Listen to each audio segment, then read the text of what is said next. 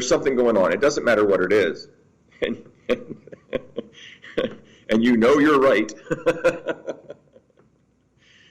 Your mind says you're right by what you believe. What else can you do but understand what you understand and believe what you believe, right? You're right.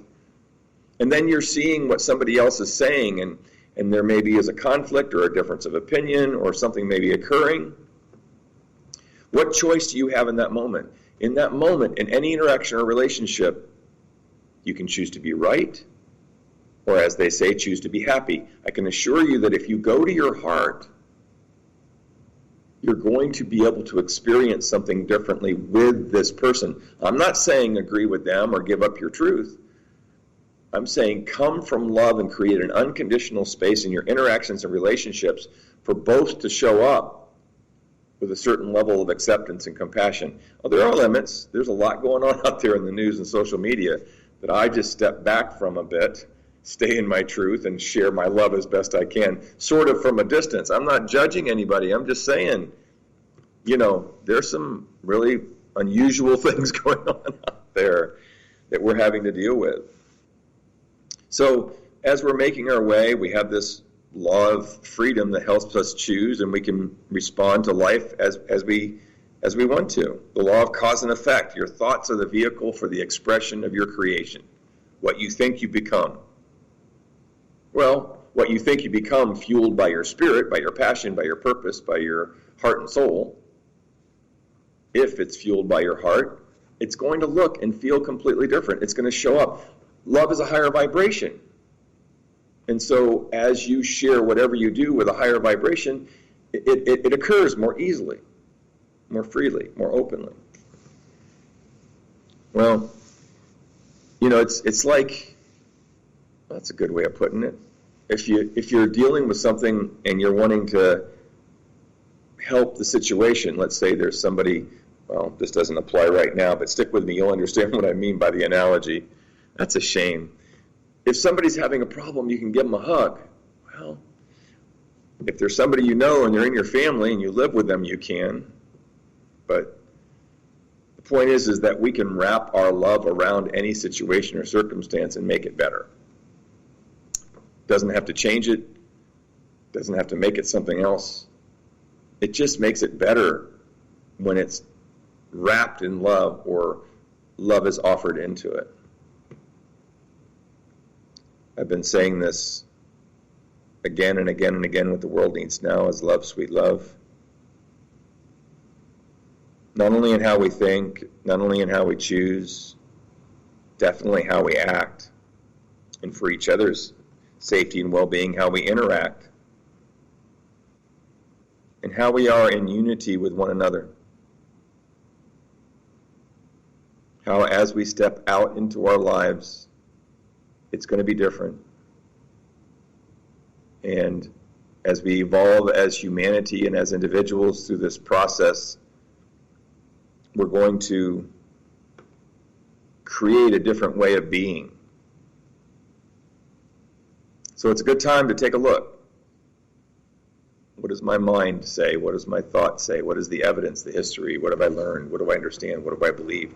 These are vital and important. They're like a foundation of truth that you stand on. And as you're standing on that platform of your truth, standing in your truth as your truth, just open the doorway of your heart. And rather than it be head or heart, let your thoughts as the words you speak or the expression you offer, let the gestures of what you think you should be or do or express or experience be filled with love. This is how we can make a difference. Life is a song. Your thoughts are the words to that song. Love is the music of the song. You can be moved by words. You are always moved by the music. The symphony of life is made up of how each of us strike our note in it and of it.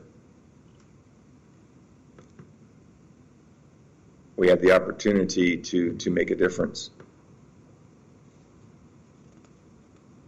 A lot of ideas to think about, a lot of things to contemplate.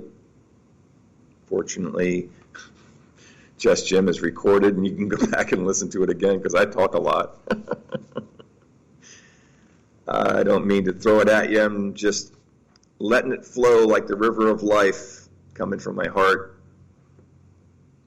caring from that place that matters for me, with complete respect and complete honor for who you are, and yet let love be the vehicle that we share everything with. It's always important to bring some practicality to whatever we're trying to do. And living from your heart can be interesting and even challenging at times. So I've got a few ideas for you to consider to live from your heart. Focus on small things. Mother Teresa says, not all of us can do great things, but we can do small things with great love. She did both, as we all know, for so many. Change your yardstick. Look at your value and your purpose. Look at where you have expectations of yourself and how you feel that the world has expectations of you. And begin to look at things a little bit different, not just at yourself, but at each other.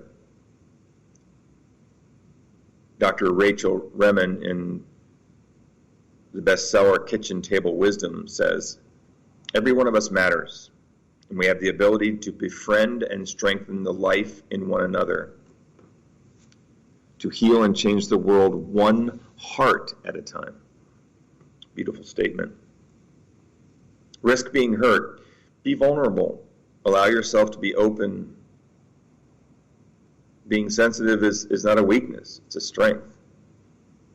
It helps to create authenticity and integrity in the way that we choose to be. Live to influence or to impact. Soulful living starts with the heart. Productivity matters, but how it shows up and how it makes a difference is more important than anything else. Change your words. Sometimes we get on the merry-go-round of saying the same thing over and over again based on a recording we've established in our head. Be sure to speak your truth with respect for yourself and others, but speak your truth. It's really easy to say, I love you, thank you, I'm sorry, forgive me. There are simple words we can include in our vocabulary on a daily basis that softens and allows ourselves to experience ourselves and our interactions and relationships differently. And let life change you. See the lessons. Let them be what they are. And go with the flow. Be your truth. Listen to your head. Let the whispers of your heart become louder. And have that make a difference in who you are and how you are. At Sarasota Center of Light, we are here to support you and encourage you to bring inspiration. We have classes, services, events occurring.